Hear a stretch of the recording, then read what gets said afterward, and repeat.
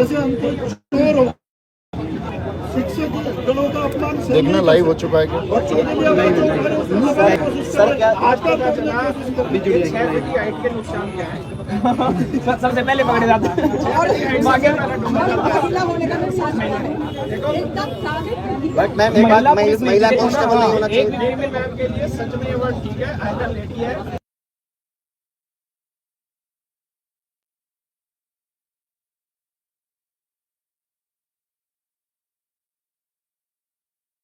लेकिन चलो मैडम ने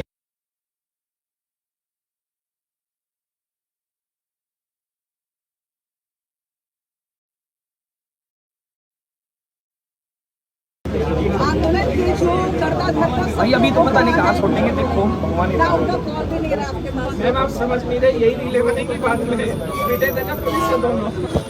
बात तो यही है। प्यारे साथियों नमस्कार। आप सब लोगों को पता है कि आज सब लोग इस देश के टीचर्स और लगभग बहुत सारे टीचर्स थे जिनको सुबह से ही गवर्नमेंट प्लानिंग कर रही थी कि इनको इकट्ठा ना होने दें। फिर भी लगभग मैं ये कहूँगा देश भर से ज़्यादा 100 से ज़्यादा टीचर्स यहाँ थे और अभिनय सर थे, आदित्य रंजन सर थे, अंकित भाटी सर थे, संजीव सर थे, राहुल तेवतिया सर थे, राहुल शर्मा सर थे और सभी चैनल से नीतू मैम थी, विक्रमजीत सर थे, काजल सिहाग मैम थी, बहुत सारे लोग यहाँ थे। सब लोग यहाँ पर पहुँचे हुए थे।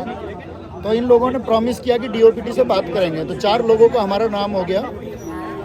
बात करने जाने वाला था मैं, अभिनय सर, नीतू मैम और राकेश सर। हम चारों बात करने जाने वाले थे। उन्होंने कहा कि हाँ आप चारों की बात करा देंगे, इसके बाद में ये लोग थोड़ी देर हमको वहाँ होल्ड करते हैं, आश्वासन देते हैं और उसके बाद ने इसको मतलब इतनी लाठियाँ बजाई हैं।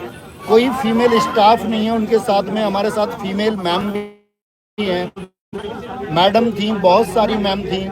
सबको लाठियों से पीटा गया और सबको खचेड़ के बस में भरा गया कि भाई खींच के बस में बिठाओ सब लोगों को। संजीव सर का लेफ्ट हैंड टूट गया और इतनी लाठियां सब लोगों को मारी है।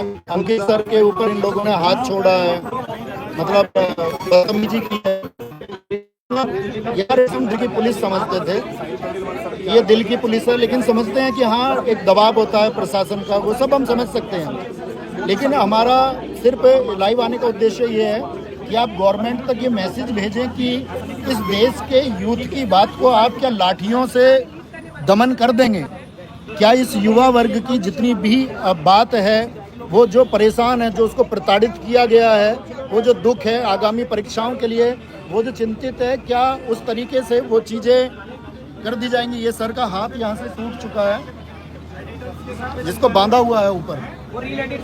अभी हम लोगों को इन लोगों ने गिरफ्तार करके बस में बिठा लिया है और बहुत सारे आगे पीछे भी पुलिस की गाड़ियां हैं। तो ये लोग कह रहे हैं कि इन लोगों को कहीं बाहर ले जा करके पीटेंगे, कुछ करेंगे या वहाँ छोड़ेंगे, इन लोगों को कहीं पे छोड़ेंगे। मतलब उससे फ़र्क नहीं पड़ता, उस बात से फ़र्क नहीं पड़ता। लेकिन बड़ी बात यह है कि यार जब हम इकट्ठा होते हैं ना तो हमको भागना नहीं चाहिए। पुलिस आई थी तो क्या बात है, हम खड़े थे, किसी को नहीं जाना चाहिए। क्या होता है गिरफ्तारी से?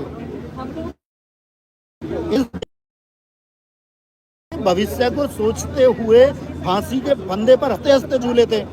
इस बात के लिए झूले थे कि हम एक बेहतर देश बनाएंगे, एक हम सशक्त युवा बनाएंगे। लेकिन क्या वो सशक्त युवा ये सरकार बना रही है? क्या डीओपीटी की ये बात, और आप सब लोगों को अपनी बात डीओपीटी से रखनी है, ये जो एसएससी कर रही है, डीओपीटी जो कर रहा है, क्या इन लोगों के पास इतना समय नहीं है कि प्रतिनिधित्व करने वाले 4 टीचर से ये इकट्ठे बात सुन सकें? क्या उन सब लोगों की बातों को सुना जा सके कि भाई लोग दरअसल में चाहते क्या हैं? क्या संशोधन हो ना हो वो विचार योग्य रहेगा, उस पर विचार किया जा सकता है। लेकिन क्या इस तरह से लाठियों का प्रहार करके, आप लोगों को पता होगा लाला लाजपत राय ने एक बात कही थी कि मेरे सिर पर लाठी का एक एक प्रहार अंग्रेजी शासन के ताबूत की उभरेगा। और मैं ये कहता हूँ इस देश के अध्यापकों पर यदि लाठियां बांधी जाती हैं तो इस देश के युवाओं की आवाज को दबाने का काम तुम कर रहे हो।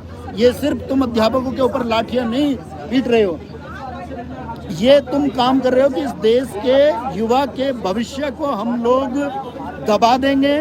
भविष्य की बात कोई भी की जाएगी, शिक्षा की बात कोई भी की जाएगी तो उसको लाठियों के दम पर दबा दिया जाएगा।